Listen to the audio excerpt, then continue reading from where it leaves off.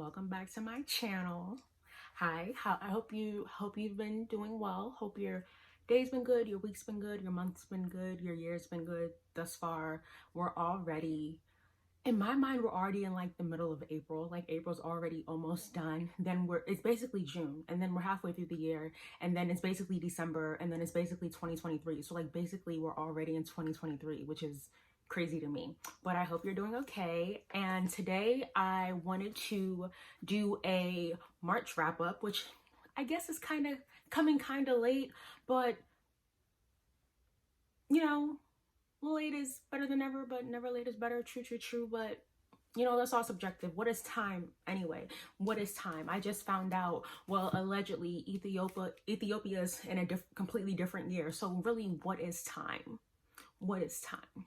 Anywho, I read 3 books this month, which is less than my average. But nevertheless, all is well. I thoroughly enjoyed all of the books. I'm in my last semester of grad school ever. I graduate in a little less than 4 weeks. Woo, so yay to me.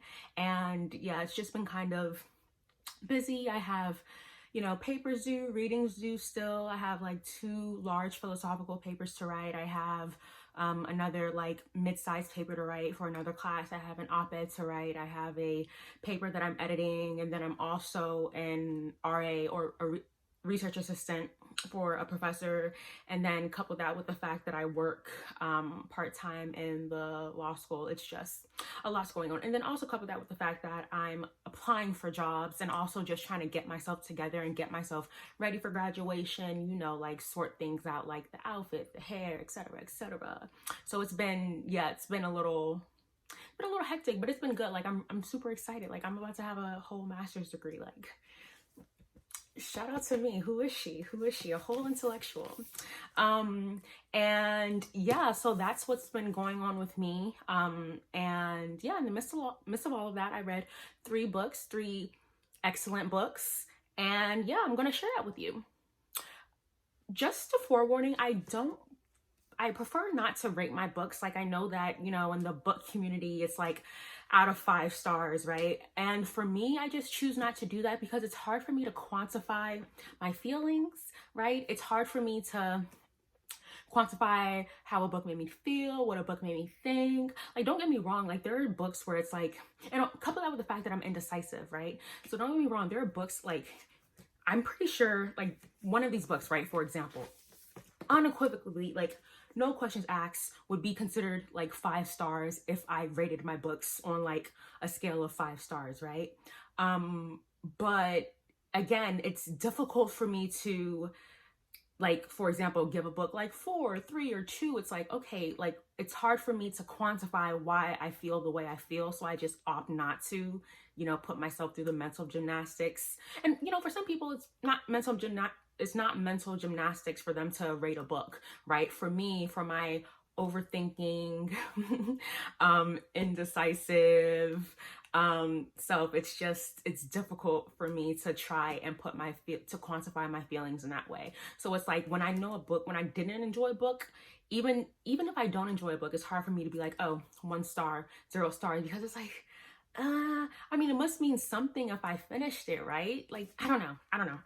Sometimes I will though, because, you know, like for example, like fine, I'll give in and I'll give this book 5 stars, whatever. But yeah, typically I don't know. Sometimes if I'm just caught up in the moment, boom, you know, I'll just be like 5 stars. But yeah, typically I don't. I'll just tell you if I enjoy it. I'll tell you if I would recommend it. I'll tell you what I like about it, what it made me think about, you know, things like that. But other than that, that was a semi-long rant for kind of no reason. And I don't even think that it was completely clear. All is well, all is well. So let's get into it. And I also have notes here because Lord knows I'm one of those people, like once I finish a book, I like I sometimes forget what I read. Like, yeah, it's just, and then like, what do I say about books like that, right? Let's say I enjoyed it, right? But I kind of forget what happened. It's like, did I really enjoy it then? Who knows? I don't know. We're not about to get into that. But here are the 3 books I read this month. I was just in the mood for reading about Black girls, Black women. So I just read all about Black woman, and I thoroughly enjoyed myself. And so first book up, let's talk about Lester first. So Lester is by Raven Lalani, and it's a story told about a girl named Eddie. Eddie is our protagonist, and in short, Eddie's going through it. She's very much going through it, right? So she just lost her job, and couple this with the fact that at the time, around the same time, she meets this man online named Eric. And Eric, how old is this guy? They have a 23-year-old age gap. And I believe that she's 24. I don't remember her exact age, but I do remember, like, when I saw her age, I was like, whoa, like, we're basically the same age. And like, because of that, it just made me more invested in her than I probably otherwise would have been. But the guy is like 23 years older than her. He's in an open marriage. And so her losing her job coincides with the time that she meets this guy online, and they enter into a relationship. So the whole story is told from her point of view, and being in Eddie's mind was a trip. Like, even what's crazy to me is, like, even though I was in her mind, I still didn't understand why she did some of the things she did. For example, so the guy's name, what's his name again? Eric. Eric is the guy that she's seeing in the open marriage. Eric's wife knows about Eddie, and one evening they're on a date, and Eric brings out this little like note, and it's from Eric's wife, Rebecca, detailing rules for Eddie and Eric's relationship. Not too much later, Eddie shows up to their house unannounced. And it just so happens that it's in the midst of their anniversary party. So it's like with all of these strangers in the house. And when I was reading that, I was like, Eddie, what are you doing? What are you doing? And keep in mind, like, not showing up to the house, not having Eddie in the house was one of the rules. So it's like Eddie would do things like that just made me be like, what's going on? Like, despite the fact that the book was told from her point of view, I still did not understand why she did some of the things she did. But it is worth noting that she did experience trauma in her childhood, particularly sexual trauma, and that contributed to why she was so hypersexual. And when I say hypersexual, I mean, if you were to read the book, you'll know that, like, she slept with several people in her work office before she got fired, and that was actually one of the contributing reasons as to why she was let go. And so much of her past trauma ties into her present and influences the way she acts. And I think another interesting part of the book is just like other characters are just as like strange. For example, Rebecca. She kind of welcomes Eddie into the house. It's not completely, altruistic. We're led to believe that she is so open. She's not necessarily even that open to Eddie, but we're led to believe that she even allows Eddie to enter her house and live with them for a period of time, because Eric and Rebecca have they adopted a Black daughter named Akila. And so we're led to believe that Rebecca views having Eddie there as some type of benefit for Akila, being that they're both Black girls. And to an extent, I can definitely see that, because there was a point where Akila was going through a few things that no one probably would have understood but Eddie, because they both share that common identity of being Black girls. With that being said, it was an interesting book. I liked it. I probably would not read it again, but it was good, and I would definitely recommend it. Like, again, if you're just interested in just, reading about Black women, if you're just interested in, reading a book where there's not too much of a plot, like, yes, there's conflict, but there's not too much of a plot. The writing is interesting, the characters are interesting, and honestly, sometimes you just put down the book. I'd recommend, like, it's a book I would recommend. And yeah, I liked it. It was cool. I'll definitely keep it on my bookshelves. And it's definitely a book that I will remember. I had a good time reading it, and that's just that. The next book I want to talk about, And what's crazy is like, I picked up this book for the first time several months ago and I put it down and I picked it back up and I put it down and I picked it back up. And when I picked it up in March, I actually stuck with it. And I'm so, so glad I did. This book is like, if I rate it, this would be not even 5, like 10 stars. Like, anyone who asks me, hey, what book would you recommend? This is the book I'm now recommending. This is the book I'm now recommending. When anyone asks me for any book, like if someone's like, hey, what book should I read next? Kindred by Octavia Butler. Just so good. So good. The writing, the plot, the characters, several characters got on my last nerves, but it was so good. And it's basically time traveling. I guess you would call it science fiction. And the protagonist is Dana. And Dana finds herself going back in time to the antebellum South, and her ability to time travel is tied to a white ancestor of hers named Tom, who, whenever his life is threatened, whenever he's in some life-threatening situation, that's what triggers the time traveling. And she's pulled from the 1970s in California all the way back to the antebellum South. And every time she's pulled back, he's like older. So for example, the first time, I believe he might be 12 or even less than 10.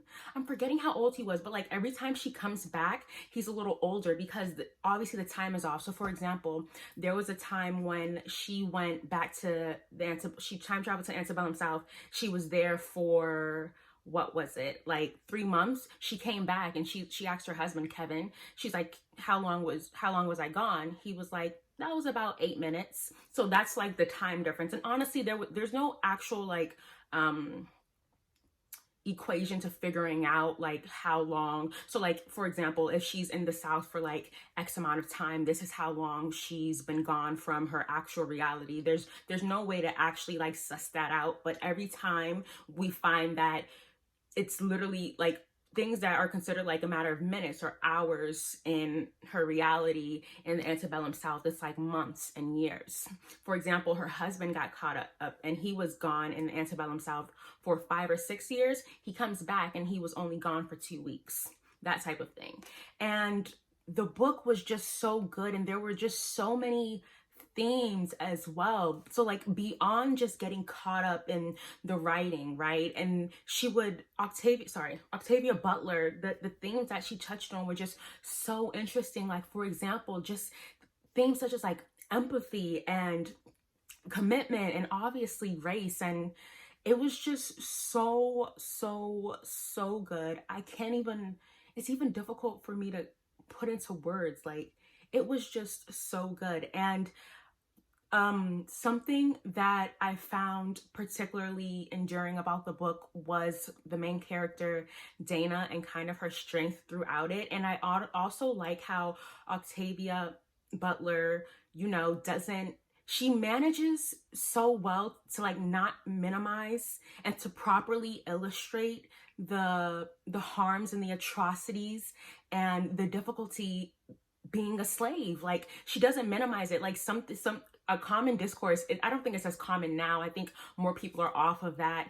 But something that was common in the past were like, people would be like, oh, I'm not my ancestors, don't play with me. And in this book, when you read it, you see that, yeah, you're not. You don't have like the strength that they had, the things that they endured, like you can't imagine. And Octavia Butler does such a good job of paying homage and just honoring and respecting and just illustrating the unprecedented, unimaginable strength that slaves had. It was just insane. And yeah, just a very, very, very good book. And there was some like romance in here as well, which I always enjoy romance. It was good. Kevin and Dana, they were both married. Kevin is actually a white man and he's a little older than her. I think he's like 9 to 10 years older than her. And again, they met in her reality. And then their relationship was also impacted by this because she would be gone for these periods of time, and because of her commitment to, well, at least her seeming commitment to her ancestor Tom. And Tom was a little psycho, like he was psychotic, but there's no other way to put it. He was psychotic, and he had a very like unhealthy attachment to Dana, and Dana had an undescribable attachment to him as well. For example, Kevin's is like, why don't you just kill him? At a certain point, he's like, why don't you just kill him? What's holding you back? And that affects Kevin and Dana's relationship, because Kevin's like, okay, now it's seeming like you don't want to kill him for other reasons. Anyway, I'm getting too far into it, and I don't want to spoil anything for anybody, but I highly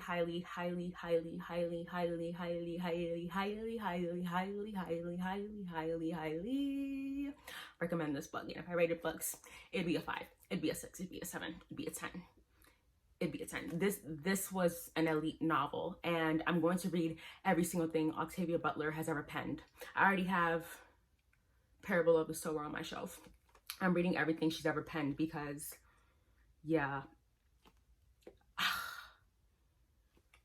Oh, and also the relationships and the community amongst the slaves was on this particular plantation, Tom's. It was also very interesting to read about. And another thing that Dana was constantly, you know, kind of bashed for was that, consider the fact that she's coming from the 70s in California, so she can read, she can write. And so when other slaves see her, they don't necessarily at first and even in the end see her, or throughout some points in the book, see her in a positive light. They see her as being a white Negro.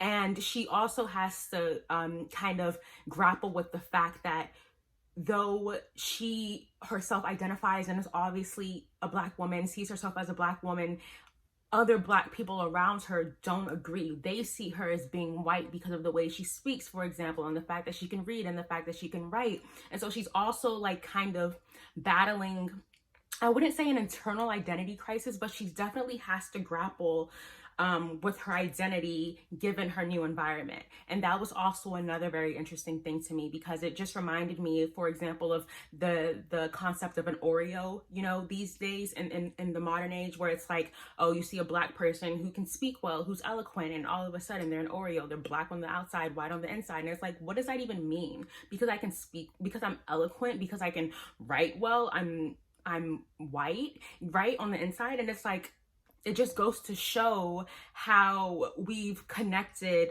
or there's this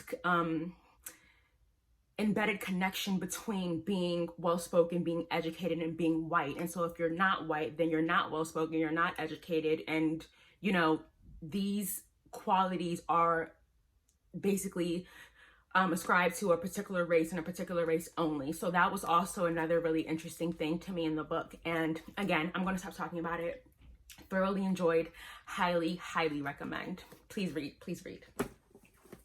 And then last but not least, definitely not least, because I really like this book was a lot of fun to me. And though she was not, I believe she was Jamaican, right? Yes, she is a Jamaican British woman, Queenie. It's funny because I'm not Jamaican, I'm Nigerian American. She's Jamaican British. But it's so funny because I feel like no matter where you're from, if you're a part of the diaspora, we all have so many of the same experiences. So as I was reading this, and for example, I would see her interactions with her grandparents, I would be like, yo, are we living the same life? Like, it's just so funny. And like, for example, like the way that her grandmother kind of at first stigmatized, there was a stigma in her household regarding therapy, for example. Like, these are conversations that are had within the diaspora. And so it was just so interesting. And so it's always fun when you can kind of see a piece of your world reflected in writing. And it's like, oh, dang, you know, there are people who are just like me out there, or you learn that your experience is not unique to you, you know, like there's nothing new under the sun. Like anything that you're going through, someone's already been through before. And I don't know, there's always a comfort and dare I say, like, joy to know that, you know, there are people out there who share your experiences, the great ones, the good experiences, and also like the not so good ones. Like, it's always good to know that like there's camaraderie and like community within shared experiences. And so that's why that's one of the reasons I enjoy reading about Black women so much, you know? But anyway, so Queenie, our protagonist, the book begins with, oh, after she and her boyfriend Tom, I did not peep that I read about 2 Toms this month. I mean, last month in March. I didn't peep that I read about 2 Toms. Have gone on a break. And she has a fake, oh, and she also has like fake hating friends in her circle, particularly Cassandra. Cassandra, if you're watching this, I don't like you. And that's just what it is. Like, ew. Couple wet wipes, case a bum try to touch me. Ew. Cassandra's a bum. Let me stop. No, because Cassandra really is like, God help all the Cassandras in the world, because you guys are bad. You guys are bad. Anyway, and so she's on a break with her boyfriend. She has this fake hating friend in her circle, and she's not really doing too well at her job. She claims her boss doesn't see her, yada, yada, yada. And so she kind of goes on this like downward spiral. And honestly, it's the break with Tom that sends her on the spiral for real. And on this spiral, or during the spiral, we get some insight into why she and Tom ended up taking a break, with flashbacks. So the book jumps between time periods. So like we have like present, and then we also had previously when they were together and still lovey-dovey and all of that, and also seeing, you know, some parts of their relationship where we can kind of see, you know, things crumbling a little bit. And she, after the breakup, and, you know, after, you know, after she gets, you know, noticed that she's not doing too well at her job, or she's not perceived as doing too well, again, she's in a spiral, and she, you know, but she finds herself engaging in like hypersexual activity, and she keeps doing this, as a response to everything that's going on in her life, and she doesn't really notice that she's doing it until she's called in by a doctor. Like she goes to a clinic for a particular reason, and the doctor's like, hey, like something's like, you know, going on, and they kind of recommend her to a therapist. And it's not until she gets in touch with the therapist that, you know, things start to come full circle for her, and she starts to understand her own actions, and she begins to, you know, try to do better and be better for herself. And one of the challenges in her even going to the therapist was, again, like in her household, she was living with her grandparents at the time, because not the whole time, but because she lost her job, she couldn't afford to live on her own anymore, so she moved back in with her grandparents.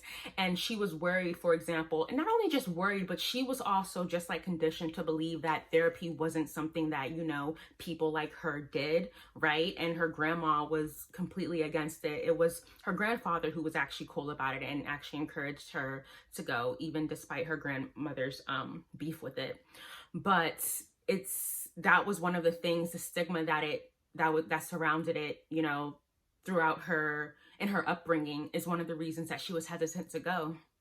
And again, like even the way that she is now, the things that she struggled with now, it is because of past childhood trauma, issues with her mom, particularly, even more particularly issues with the man that her mother was seeing when she was younger. He was very mean to her, said very bad things, abused her mother in front of her, things like that. So all of this kind of plays into why and how Queenie sees the world and herself. She battles with self-image issues as well, which in a way contributed to the demise of her relationship, and, you know, just everything she has going on. And the book was good. Like, I thoroughly enjoyed it. It's a book that I will recommend to people. And something though that I wanted to touch on was interracial relationships, because in my mind, even if Tom's the one who called the break, and it wasn't even a real break, and if you read it, you'll see why. I'm going to try my best to, when I do these, not to spoil anything, because yeah, some people just don't like spoilers. It's fine. I'm going to try my best not to do that. But it was not her fault. Tom's family is racist, y'all. Tom's family is racist, particularly that no good fat net brother of his is racist. And I was just in shock. And not in shock, but I was actually like pissed off, like myself, when, for example, I read a scene, it was Christmas time and they were about to play a game.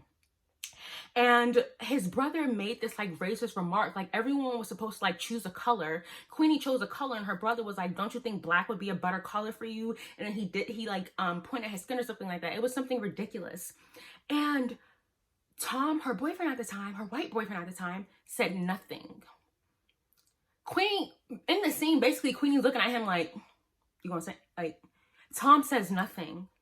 And like even like the big blowout that really got them to the break was like during his mother's birthday. They were having like a celebration at his mother's house, and Tom's brother says something racist again. Queenie gets mad because Tom doesn't defend her, and Tom's just like, oh, Queenie, let it go, chill out, let it go. Not now, Queenie, not here, Queenie, not now, Queenie. And Queenie's like, nah, bro, forget that. And she stomps out.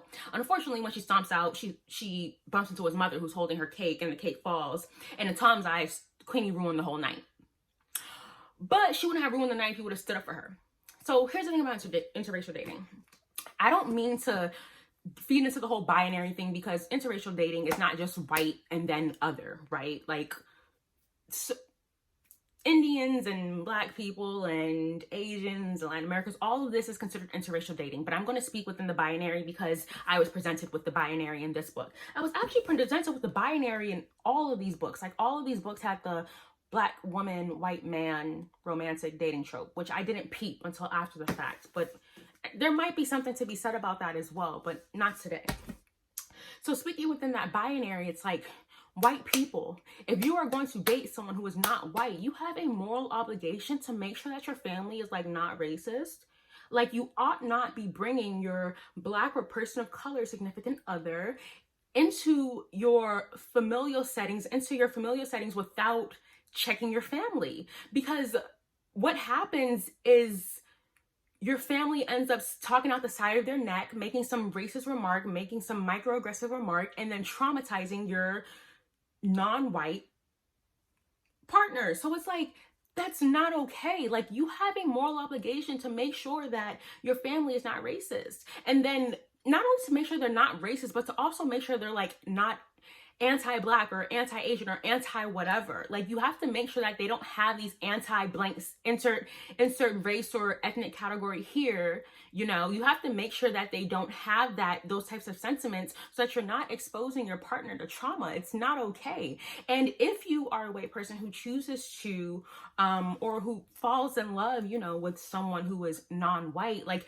that's your duty to do your due diligence to make sure that your partner is not being traumatized.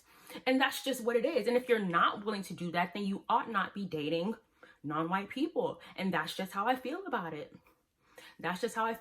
Like it was absolutely ridiculous to me, the fact that this guy just sat there and is talking about not now, this isn't the time. When is the time?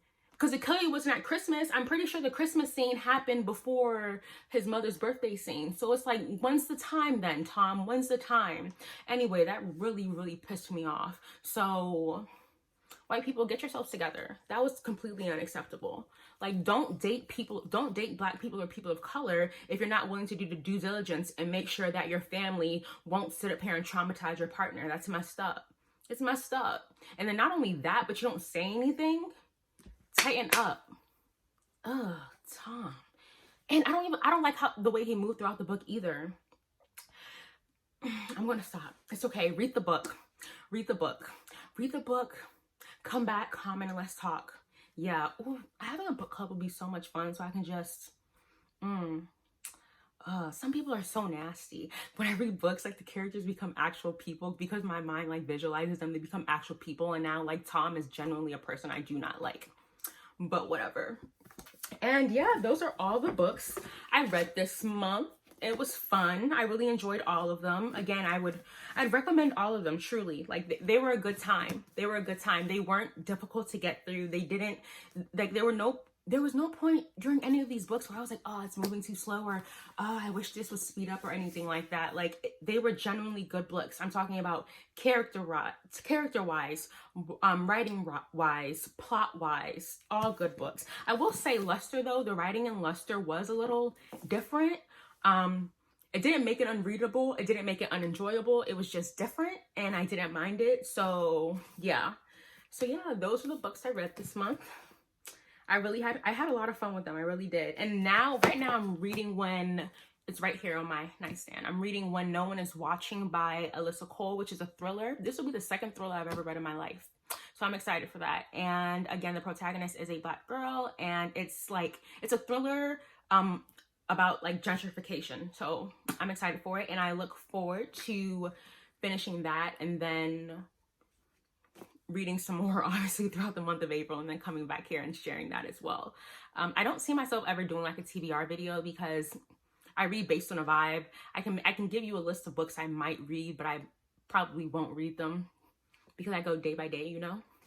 But yeah, okay, that was fun, and thank you for watching my video. Don't forget to, don't forget to like, comment, and subscribe, and I'll see you next time. Bye.